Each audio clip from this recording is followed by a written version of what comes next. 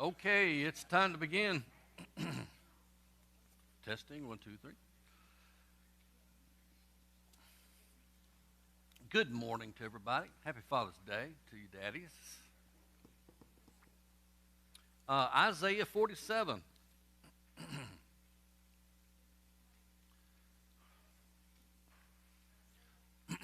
Isaiah chapter 47.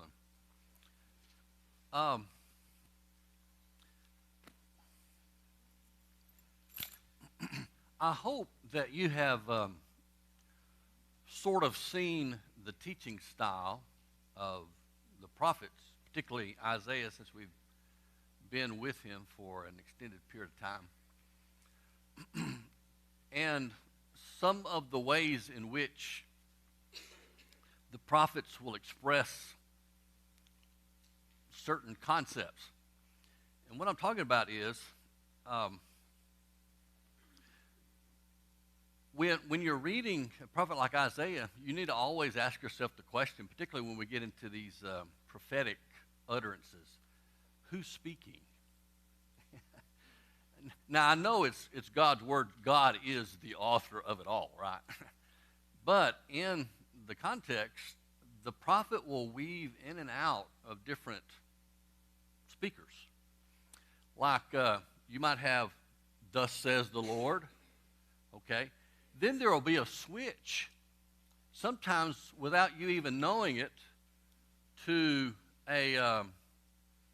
another speaker. And you can tell by the pronouns that are used. You might have the Lord, I, and then you might have returning back to the Lord, and then a servant may speak, Isaiah may speak, but it's a weaving, back and forth.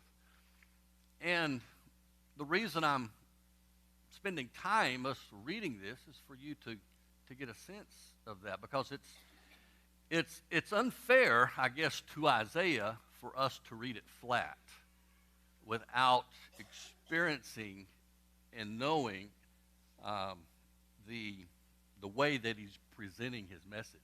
I think that's one reason why we can be somewhat predisposed to see only messianic prophecies, because we're New Testament Christians and we look at this, and a New Testament writer may have used this as an illusion or a fulfillment, or some type of typology that's going on and applying it to Jesus or the church or the Christian age. So we come into the Old Testament, if we're not careful, we'll be biased, and we'll read into things that, as I've been trying to stress, the original recipients, what does it mean to them? Now, the interesting thing that happens in the center section, Isaiah 40 through 55, the background of this section, as we've been reminded, is the captivity of Israel, of the southern kingdom, is that you've already noticed that there has been a theme that has arisen around the word what? What? Do y'all recall a certain, first syllable? What? Yeah. Sometimes it's capitalized and sometimes it's not. Servant. I knew Elaine would get it. Yeah. Elaine. Yeah. So its servant is used by Isaiah, and you got to stay close attention, because from the New Testament we know that Jesus is God's servant, and there's an allusion to Isaiah. He's the ultimate true servant. But we've already noted that the servant theme is used by Isaiah and has been applied to who? Who has been the servant? Cyrus. Who else? Israel.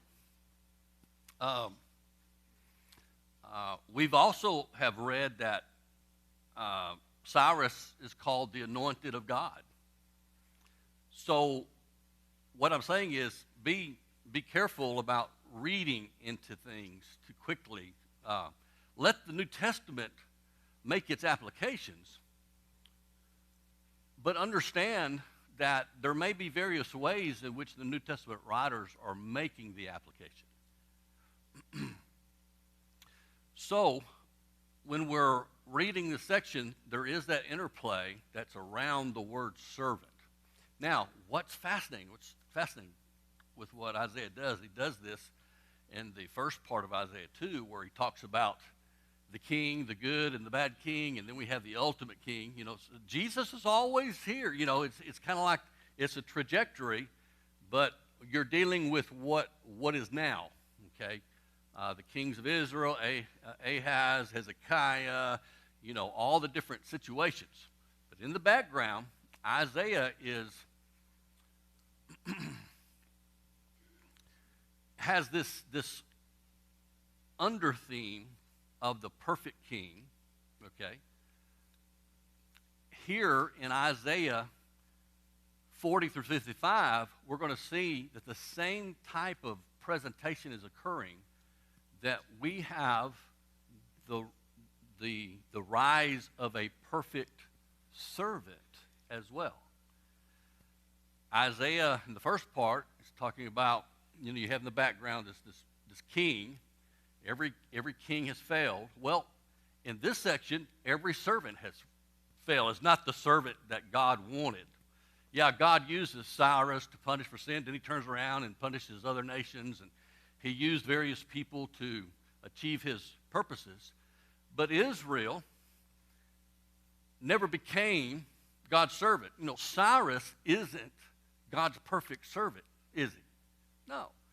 We know from the New Testament the perfect servant of God is Christ. We know that already. What I want you to see is how Isaiah builds up to that. Because around this theme of servant, you begin reading, we'll start noticing when we get to like chapter 50, that the servant becomes ambiguous. In other words, it's kind of like the reader starts asking the question, who is the servant? And we've already have seen Cyrus as a servant, Israel's a servant, Jacob's a servant. You know, various people have been identified as a servant.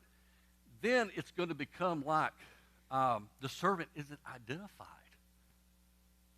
And it's kind of like ambiguous. And all of a sudden, you get to Isaiah 53, where we have this substitutionary atonement theme in Isaiah 53. And I think that is the climax of Isaiah's message in this section, is getting to the true servant. And Israel, the Jews, people that have been students of the Old Testament, understand that this section we have what's called the servant songs. And that's because of the theme of the servant. But prior to this point, every time the servant is mentioned, the servant is identified. Then you start getting the servant being talked about, and there's no antecedent. In other words, it's kind of ambiguous. Who is it? It's mysterious. Then Isaiah, in that great chapter 53, which we're heading to, it's a climactical peak in the book of Isaiah,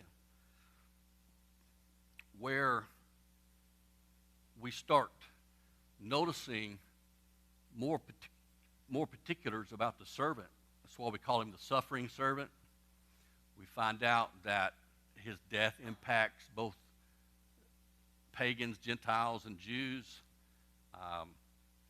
He dies, and the Lord raises him up, and all of these things. And that seems to be, from my reading and study of the book, that there's a constant, trek forward to Isaiah, what we call Isaiah 53. Of course, in the scrolls, they didn't have chapters and verses like we do. But that's a pivotal point. That's where we're heading. And then after that, when we get out after Isaiah 55, we enter into a post-exilic period in which the theme becomes this conqueror, this victorious conqueror. And that's another image of what the Messiah is ultimately going to be, the perfect conqueror, of course, over sin. So keep your mind open to the dual nature of how Isaiah is writing, and when you read it, when we read it together, you'll see this kind of like this is the nature of prophecy. It's kind of like it's clear, but it's not. It's in your face, but then the jab is coming. There's these underlying things that continue to arise in the prophetic presentations.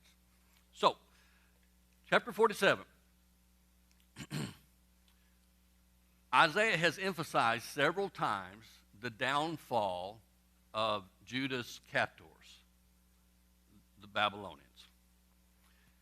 He also has announced the downfall of the Assyrians.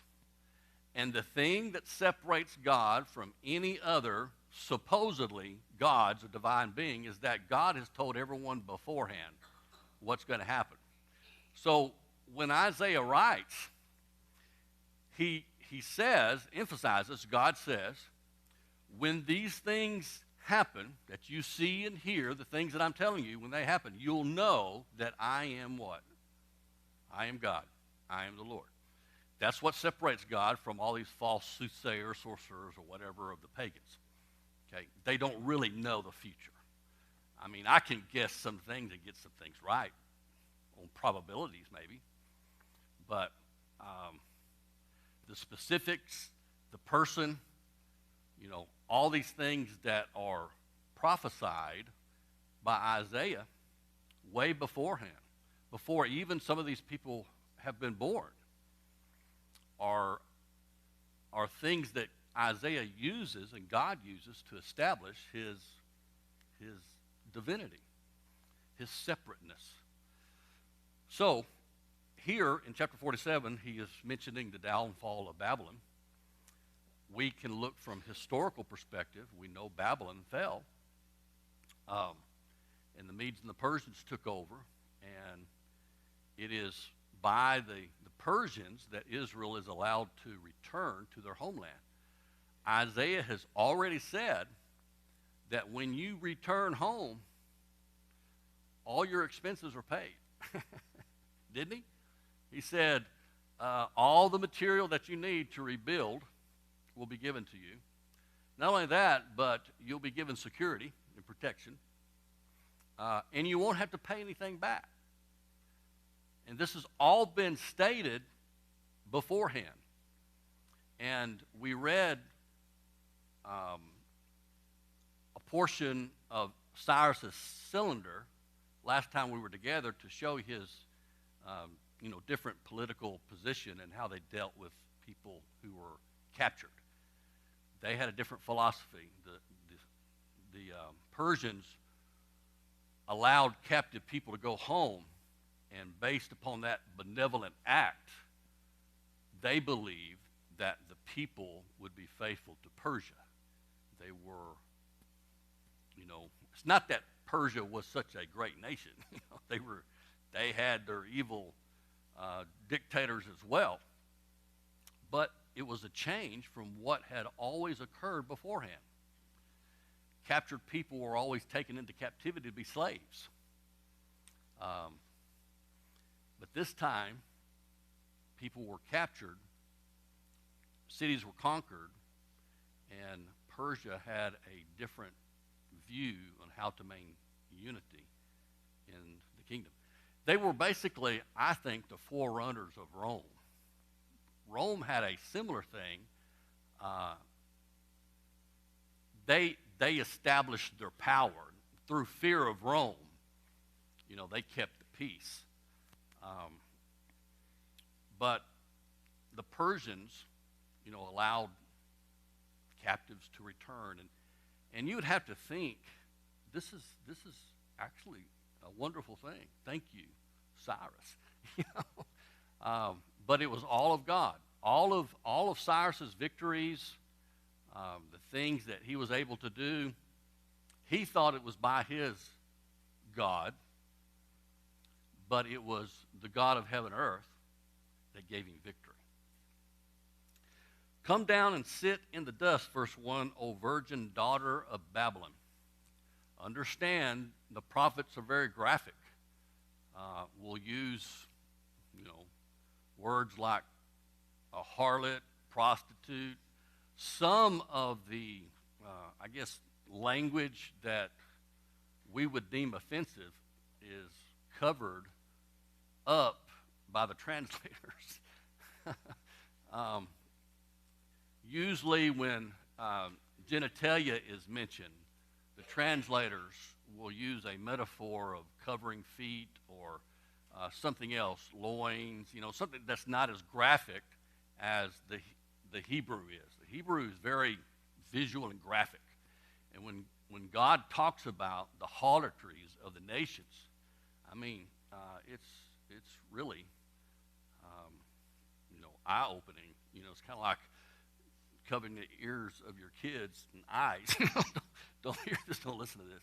And we've seen that from David's study in Ezekiel, and how God describes the depravity of the depth of sin that Israel went into. So he says, sit on the ground without a throne, O daughter of the Chaldeans, for you shall no longer be called tender and delicate. Take the millstone and grind meal, remove your veil, strip off the skirt, uncover the leg, cross the rivers. Your nakedness will be uncovered, your shame also will be exposed. I will take vengeance, and I will not spare a man.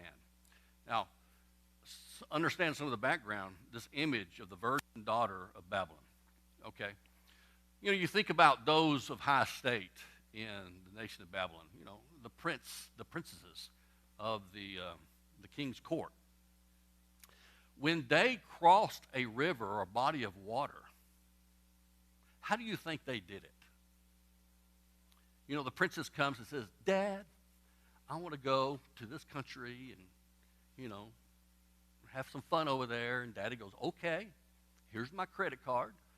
And then what does the daughter do? Is she going to experience any hardships?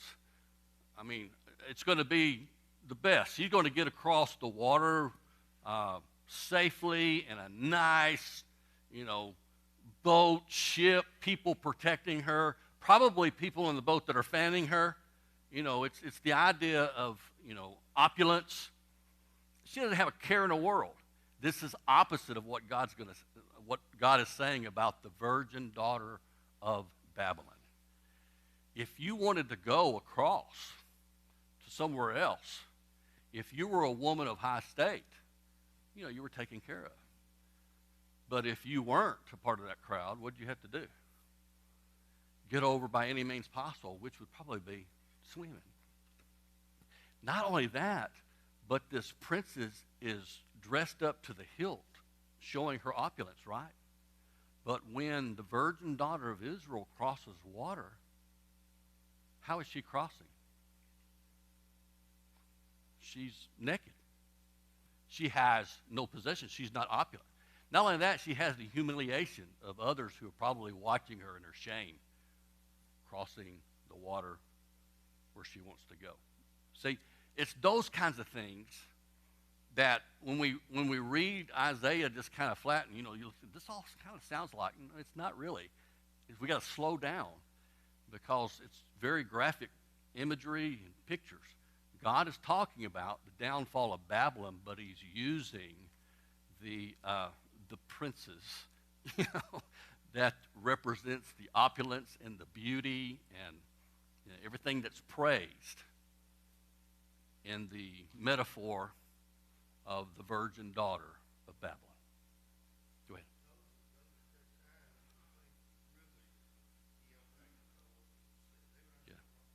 Yeah, yeah. And of course, Isaiah is a prophet who prophesies to the nations, but this is to encourage who? He's talking about the downfall of Babylon, but who's in Babylon? His people. So it's a word of encouragement. You just be faithful. I have things under control. This is what's going to happen. You're going to see Babylon the Great fall.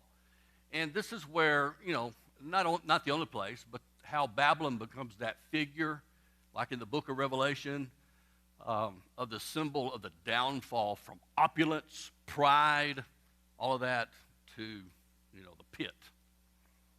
This is the imagery.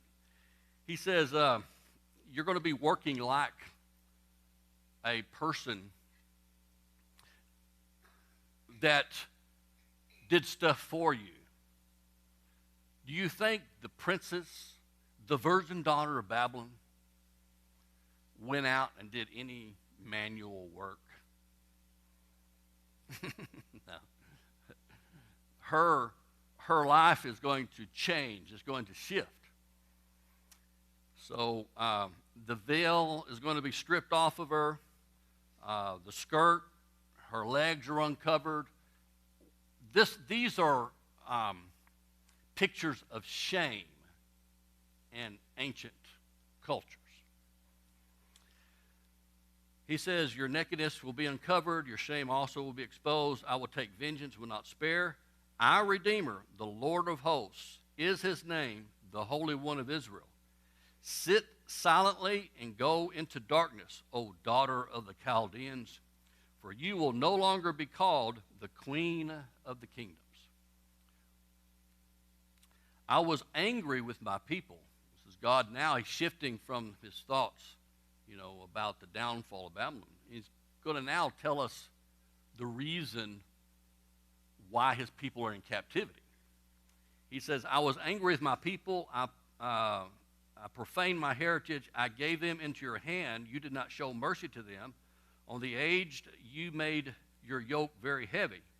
Yet you said, I will be a queen forever. These things you did not consider, nor remember the outcome of them. So Babylon was successful in coming to Jerusalem and overtaking it. We read about the deportations in the Old Testament, 2 Kings, and their attitude and their treatment was abhorrent to God. Even when we as Americans take captives, there's some rules that we follow. We try to be decent, the Geneva Convention and all these other things that our military follows when we have prisoners. It's not that every country does that, but the kingdom of Babylon, they're not signing any Geneva Convention. They're not going to hear someone say, well, that's being real cruel. They're going to say, well, okay, we're coming to get you. We'll show you what cruel is, They were vicious, just like the Assyrians were vicious with captives. They took what they wanted. They took the young women of the land that they found to be fair and all that, and they would distribute them among the men, the elites in Babylon. They took strong men and made them servants and a part of their labor force.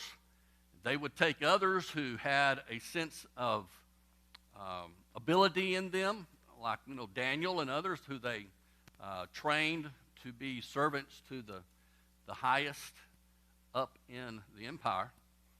But they're not a compassionate people. I don't really know of any kingdom in antiquity who was compassionate you know, of conquered people. So, the things that God had against them was not only their arrogance, but how they treated, especially the aged.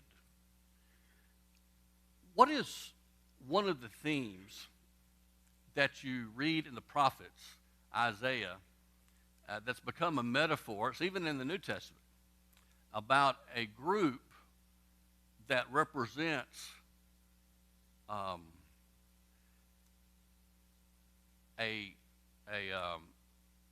people that are vulnerable, and that a nation that does not come to their aid or abuses that group of people is a sorry group of people, a nation that is bad. What is that? How does that framed in the Old Testament? Okay, it's under two. You're right. It's the orphans and the widows. Okay, that has become a metaphor in the Old Testament among the prophets, that when a nation begins to abuse orphans and widows, that is a representation or indication of how depraved they become. That they're even, there's no compassion, there's no care. These people are just to be exploited. And that's even in the New Testament as well. So he says, I was angry with my people, and you say you're going to be a queen forever. The only reason you were successful is that I'm the one that gave you success because I'm punishing my people for their sins. But that doesn't give you the right to walk around in arrogance as if you did all these things yourself. Verse 8, now then, hear this, you sensual one who dwells securely, who says in your heart, I am, and there is no one besides me. Notice that's been a phrase or a key structural element in Isaiah. God says, and Isaiah says about God, there's no one besides me. Who compares to the God of Israel? Okay, well, Babylon thought they did. That's what Isaiah is addressing here, is their arrogance and their pride. So they said, who is there besides us? He says, I will not sit as a widow, nor know a loss of children.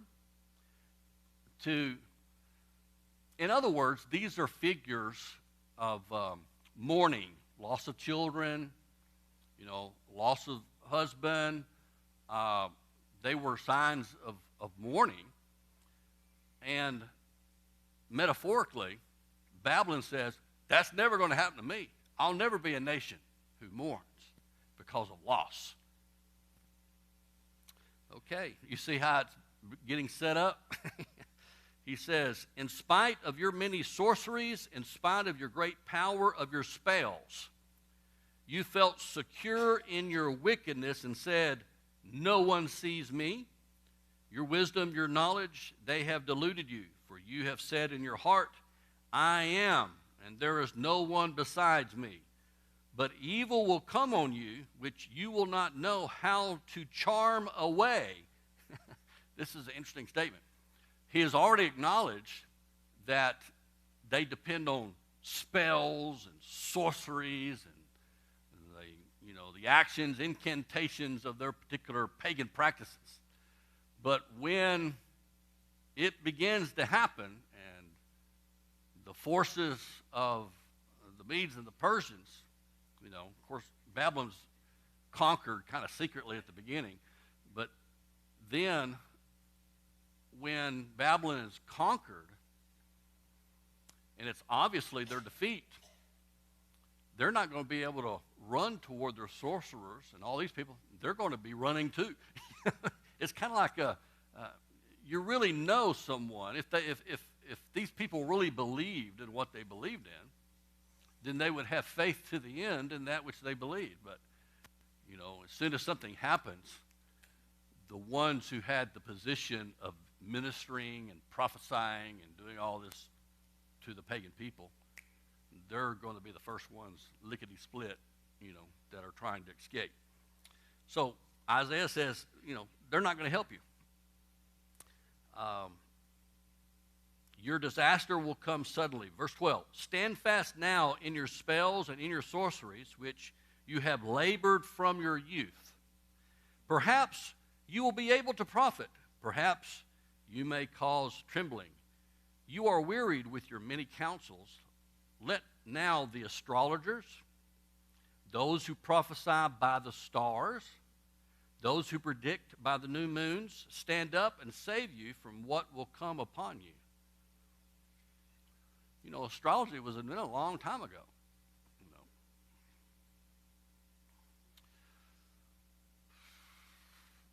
None of these things are real. That's what Isaiah is indicating.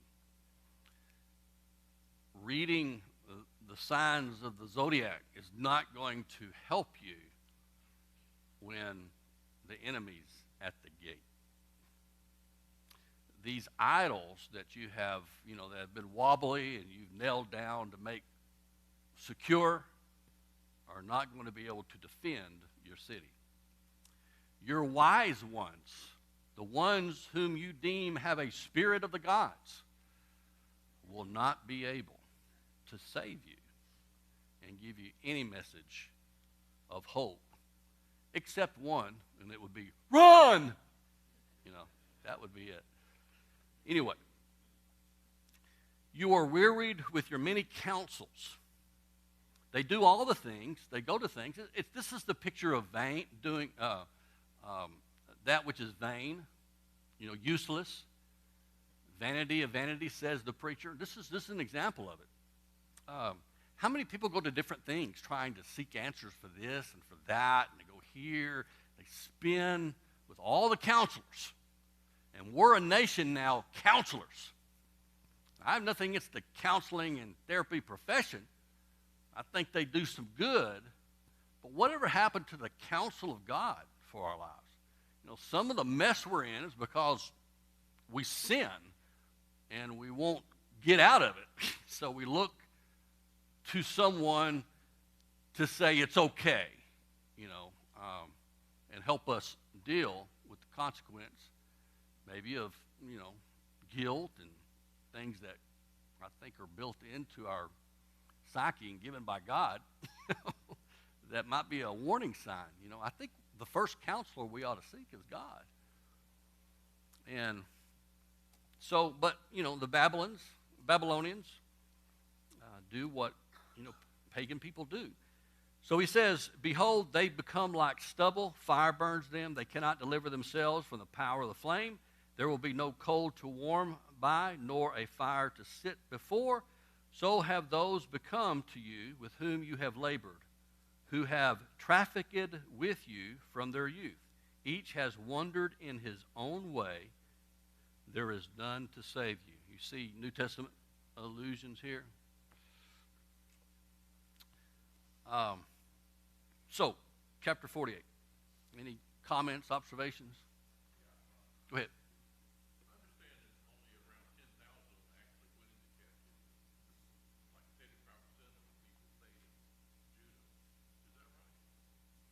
That's a good question. I don't really know the numbers.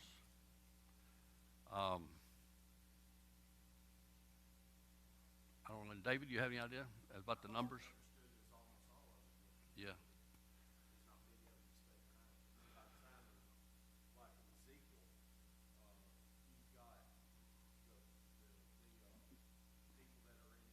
Yeah, the vast majority are.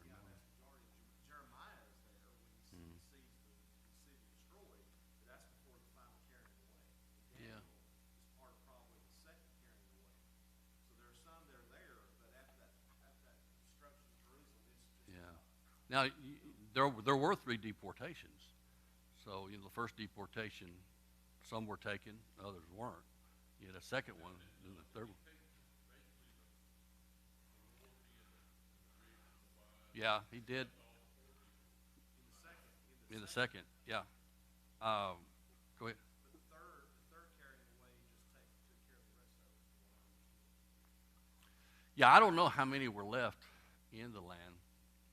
Um, that'd be interesting to look at. I don't know.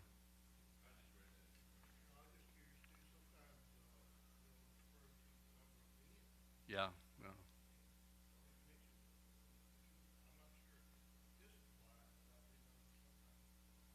Mhm. Did they assimilate like the Syrians did, where they dispersed them throughout, or was it like a community of captives, pretty much? I think I think in regard to the Assyrians, I think the Syrians left the poor behind. A lot of them. That's where we had the Samaritans start to arise, intermarriage. But the Babylonians, they took them. I think they took them all, or at least the majority of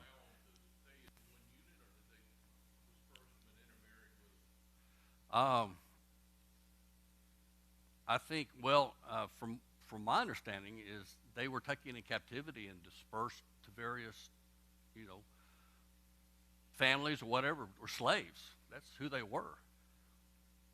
I don't necessarily think they were just a community among themselves in Babylon. Babylon used them for their own purposes.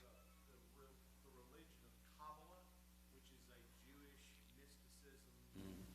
kind of mix that started in Babylon. It was the very thing you're talking about, assimilation.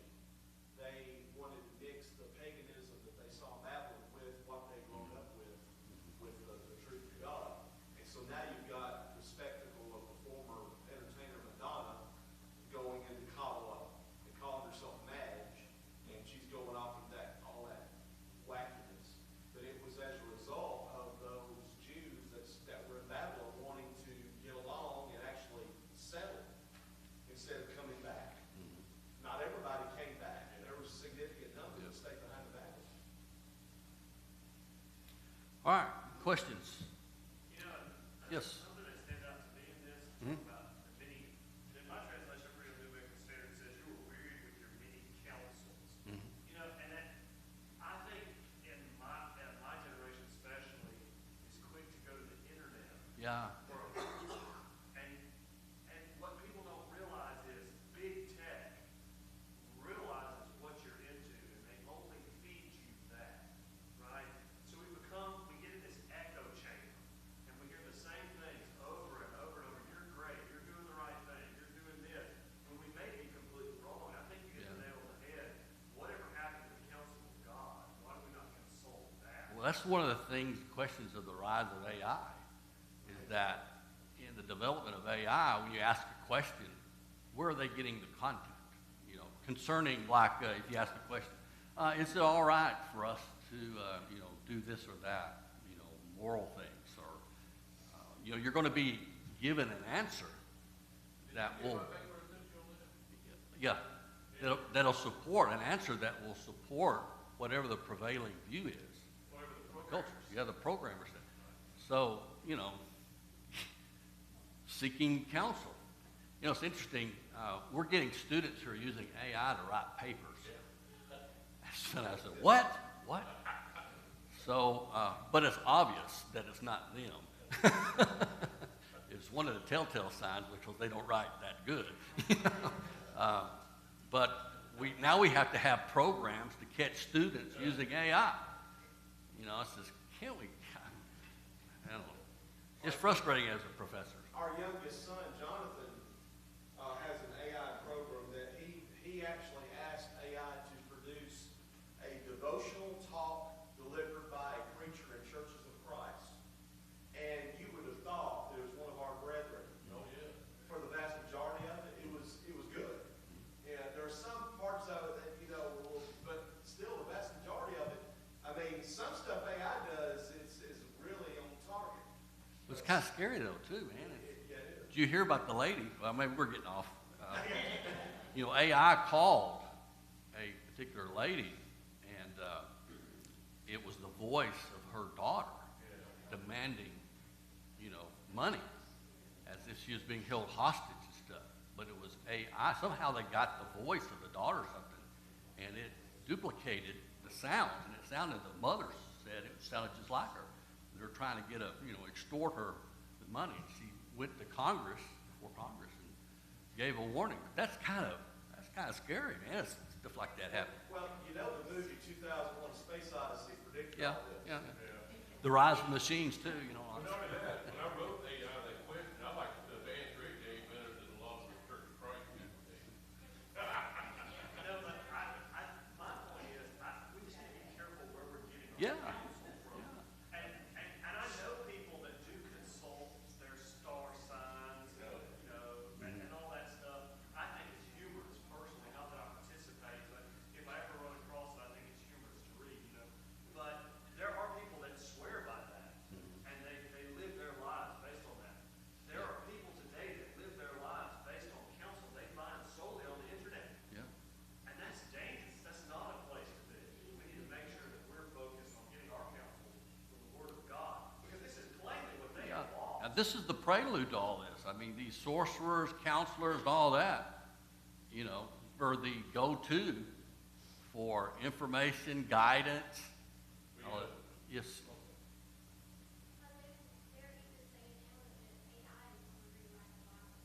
Yeah, of course, of course. But now there's been a couple scholarly papers that have recently come out that said that the AI, all this is reaching its limit because there's just so much from the real human world that they can draw from.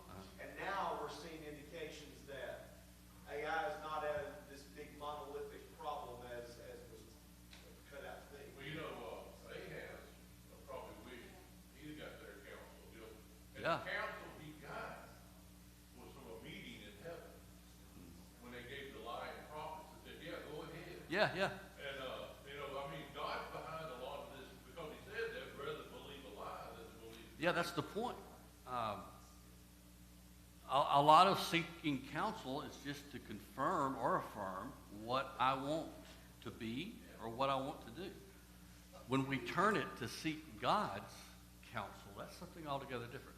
Yes? It is good to identify some of these sources, though. Absolutely. Because a lot of times people don't know that these sources are like that.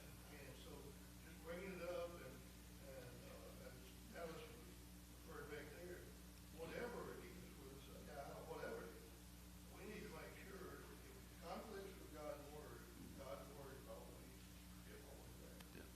But even when Pharaoh met Moses, he went to his wise men, Moses went to God. There's the distinction. If you always go to God, you'll get the counsel you need. Yes. Yes. Absolutely. And I guess with that, we'll just go ahead and call it in. I'll let you out, 2 minutes early.